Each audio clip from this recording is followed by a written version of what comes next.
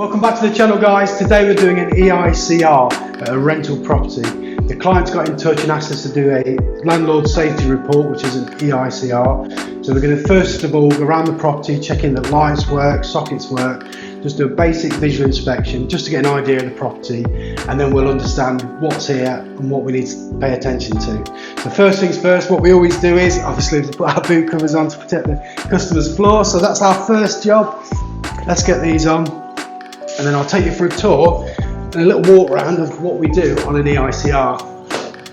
And as always, please hit like and subscribe if you enjoy watching this video. Excellent, let's go. Okay, so the first room, I've noticed that we've got a light fitting there, which probably isn't standard and wasn't put in when the house was built. So that's definitely worth a check, because it might be a DIY job. Or it might have been done by an electrician, who knows? We will find out. It works. Check the plug socket, it's got sockets there, no cracks on those. Just a quick visual inspection really. So, got a socket there. The kitchen. These are pushed back slightly, so we know about that. Fridge isolator, under cabinet lights.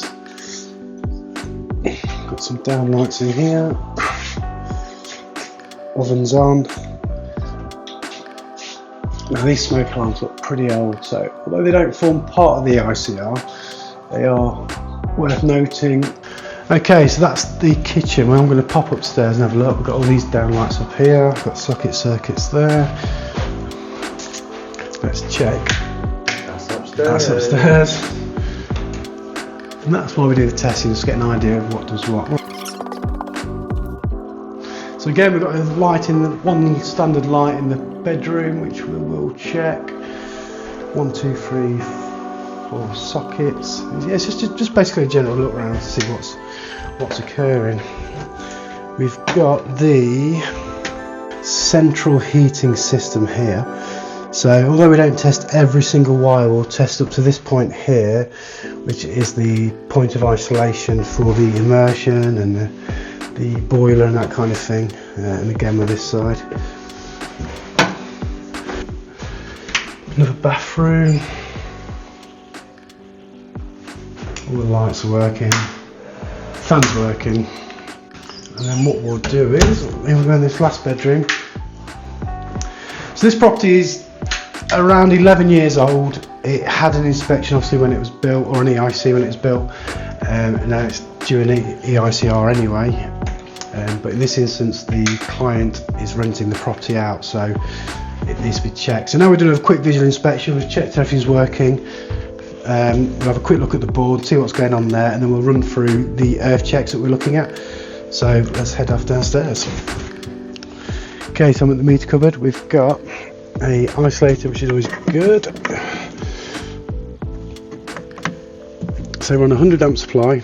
It's a PME or TNCS. Everything looks good in there. Everything's secure. The tails are secure.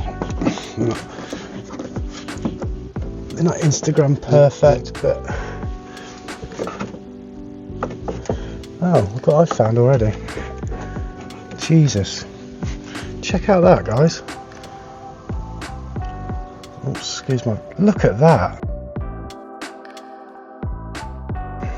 Oh wow, I've never actually seen that. So that needs rectifying straight away. I can't believe that. Okay, so I'll just show you the electric meter cupboard. We're now going to look at the gas meter. We're looking for a bonding. So let me spin that around. There we go, there's your bonding. I mean, so that's basically doing nothing, it's just pointless. Take the cover off, shall I? If I can figure it out.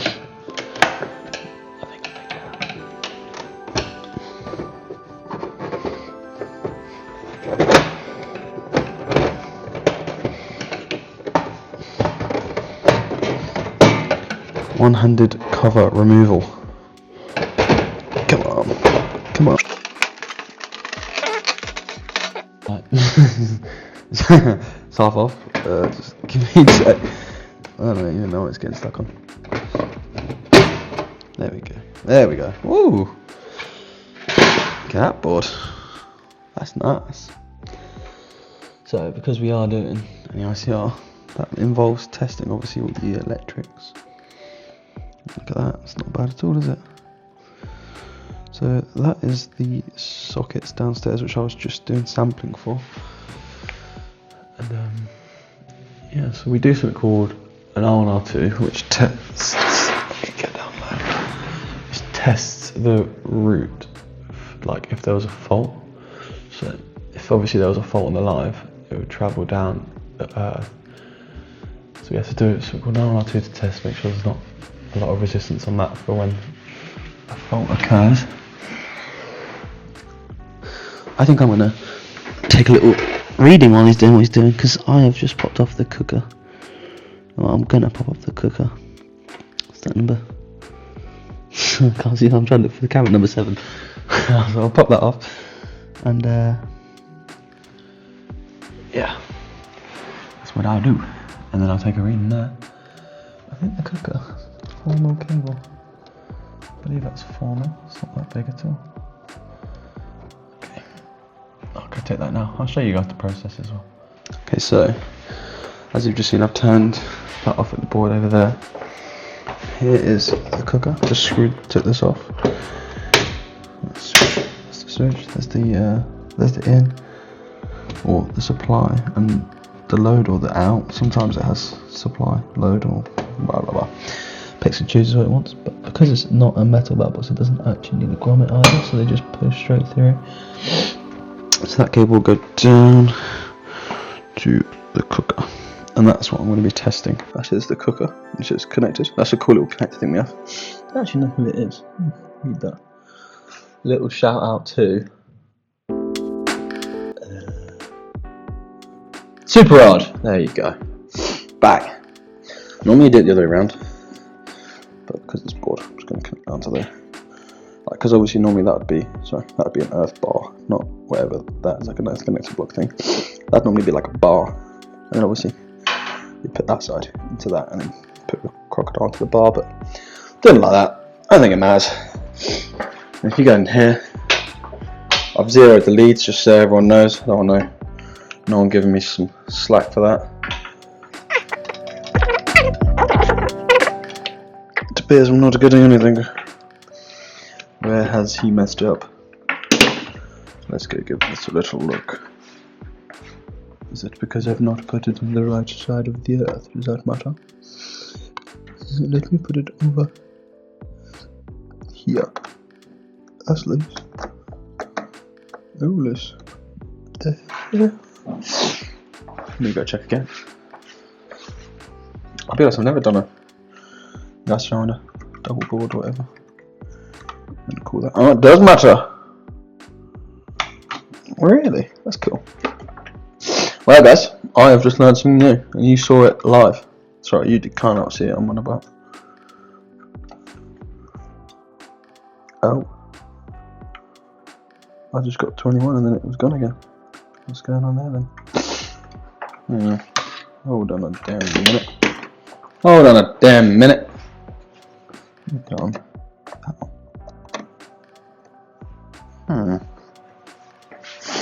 Real fishy's going on here. Something real fishy.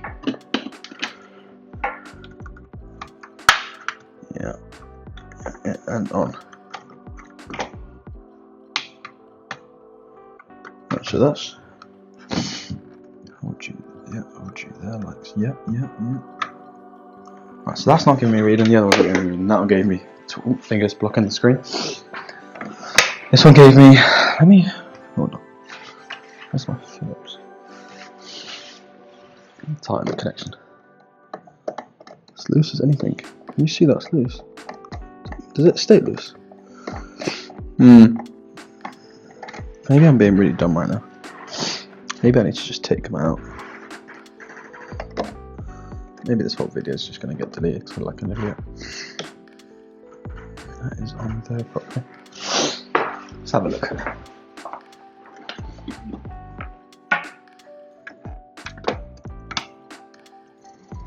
I'm not getting a reading again. Oh. What the hell? Well, I'm gonna go call down boss man. Steve! Alright, so Steve came in, and that's not meant to be loose, that screw there. I didn't know whether that's how it is, because I've never seen one before, but it's not meant to be loose, so even though I sat there tying it up like a mug, it in fact did not work. Let me just check that on there. I think it's this one, sorry. I kind of can't sit and stare at the camera the whole time. I think it's that one. So now if I do it now, I should get a reading of decent, if that makes sense. There we go. I'll get to the cooker now, which cooker is circuit number. Oh, I just moved everything. Circuit number 7. Can I put in there 0.52 amps? There we go. That's one done. That's a cheat. How you doing? So I'm going to do some sampling, which is basically when you take off. It's a bit wobbly, isn't it? You take off the faceplates of the socket. It can be difficult doing this one-handed, but give it a go. So now Harvey's doing a visual inspection of a socket in the kitchen, so he's doing part of the sampling. So what kind of things are you looking for, Harv, behind the socket? Grommets, no damaged cables, any loose cables, a load of stuff really. Make sure the back box is earth, although it's got a fixed lug and it hasn't really got to because they're screwed earth. Excellent. Yeah, not bad is it? So what would that look like? Any problems? All good. So we'll take this socket off and have a look at that. And that's the extent of our sampling. We'll do a visual inspection. What we're looking for on a socket is the shutters. So when you push the pin in, the earth pin goes in first, and that opens these two shutters. So as long as they're intact, that's fine. There's no cracks on the socket. I'll perhaps do a video on sockets and just tell you a little bit more about them, a little bit more in depth. It's not that exciting, I'll be honest, but sometimes people buy the push-in covers and they think they're safe, but if anything they're more dangerous because they're a plastic cover. You push them in and you can snap the earth pin inside that point there, and that leaves the shutters open, so it can actually make it more dangerous. But I'll go through that in another video. So what we got here, let's have a look. So we've got 3 cables, so there's a spur going off somewhere, but where to, I don't know. It's going up, so I'm wondering if that's going into the loft, but tug test, everything's fine. There's no excess copper sticking out the back of the sockets. The back box isn't earthed, but it has got one movable lug and one fixed lug, so as the regulation states, that is fine because the earth passes through the socket and into the, as you can see there, I apologise, it's so, I'll put it up on the screen, but anyway, the socket there is earthed, so you don't need to earth the back box, especially when you've got one fixed lug. Now what do you think? Do you think these downlights are going to be installed correctly? Or do you think we're going to find issues with them? I'm going to close this door because Harvey's downstairs. I've left Harvey doing some testing. Harvey's got a bit of good news, which is cool, so we'll talk about that in a bit later on in the video. So he's doing his testing, I'm doing the visual inspection. We normally do it the other way around, but it's an empty property. And let Harvey have a go at it. I'm then going to follow up and recheck his results and see if he's actually done it right. So anyway, let's click at these downlights. Okay,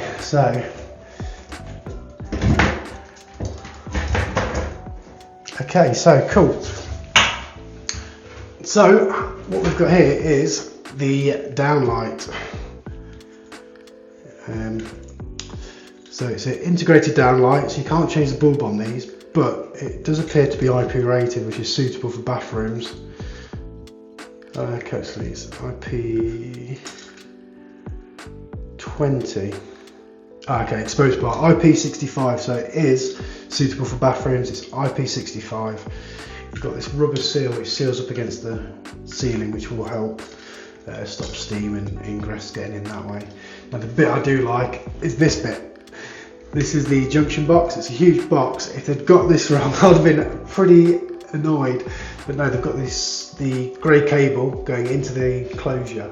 If you've seen my other videos on downlights, you'll see what I'm talking about. Issues with single insulation on display. But yeah, they've managed to install that correctly. I will pop that off and have a look at that in a bit. But as far as I'm concerned, perhaps have a look at the fan, and then that's this room done. Simple as that.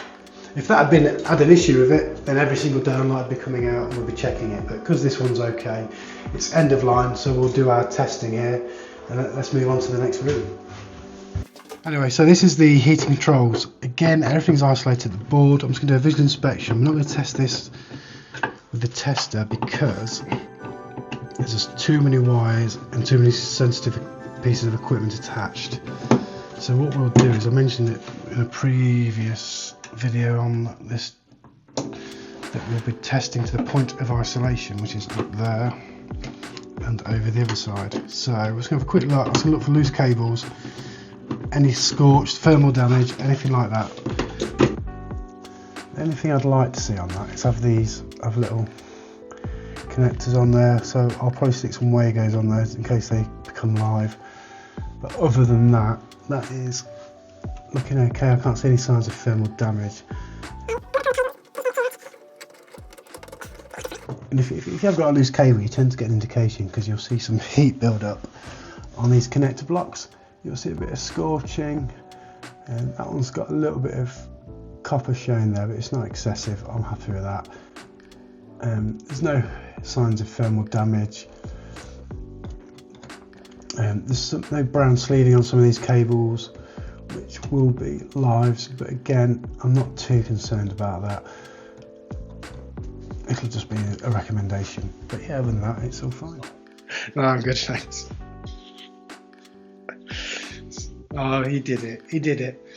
So Harvey's basically laughing at me because I said I've got to tuck myself in because my belly's hanging over. Yeah.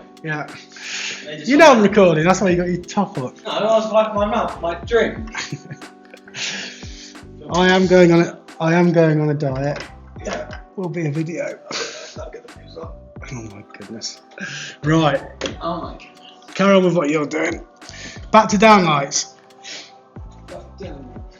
This is going to be a finger trapper.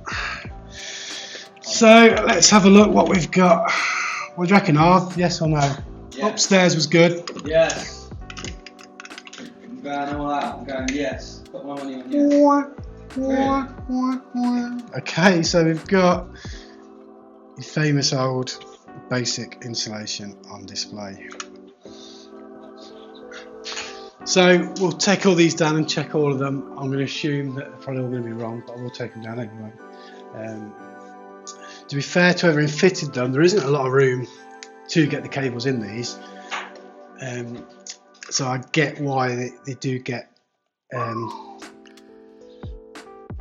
left like that. They are difficult, but they're not compliant, so we need to deal with that.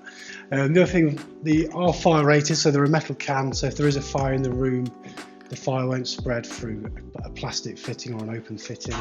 So one good thing, I guess. But anyway, so I'm going to move on to a socket now in this room, and then we'll have a look at the rest of the downlights. Right, so let's have a look at this light here, because this is a different style of light compared to the rest of the property. So let's have a look, see what's occurring. Okay, not too bad. There we go. That's screwed down onto the copper. The CPCs are in. CPCs have touched that. Okay, that's fine. Cool. So this test is the test I've been kind of looking forward to after seeing that main earth cable cut. It's been interesting to see if what readings we're getting on it and if it is having any effect. So it's a TNCS. Harv, what should we be getting on TNCS? 0.35. Let's see.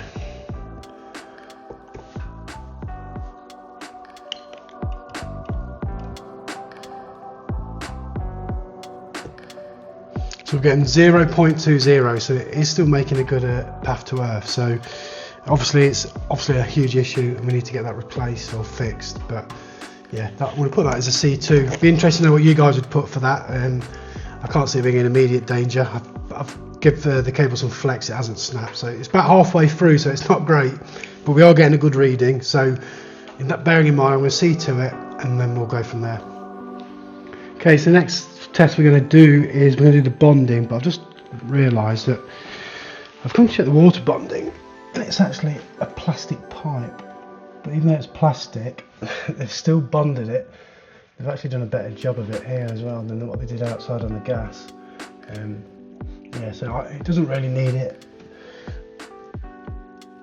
So although they bonded it, it's not required on a plastic incoming pipe, but so there's no real need to sort of do anything with that.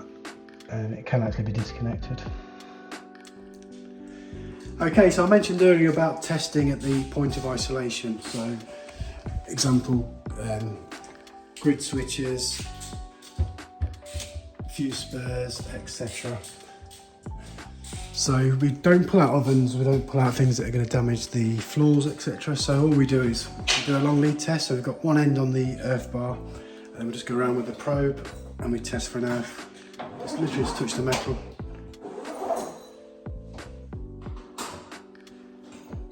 Yep. Again with a hob. And again with the oven. Yeah. And we're just basically around testing anything that could be a class 1 fitting.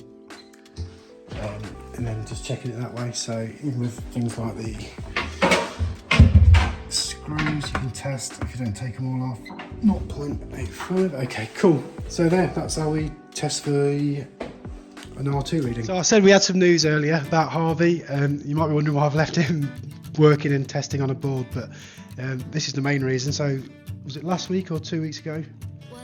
2 weeks ago, I think. No, yeah, two weeks ago. So Harvey 2 weeks ago passed his 18th edition. So there's your certificate. Why are you handing it to me? I gave it to you. No, if you want to show it to the camera. Just to prove it. So we always do so of late I've done some YouTube shorts kind of mocking Harvey with the head torch, etc., but it just shows he's not a complete idiot and he can pass the 18th edition. So yeah, well done to Harvey. Hey guys.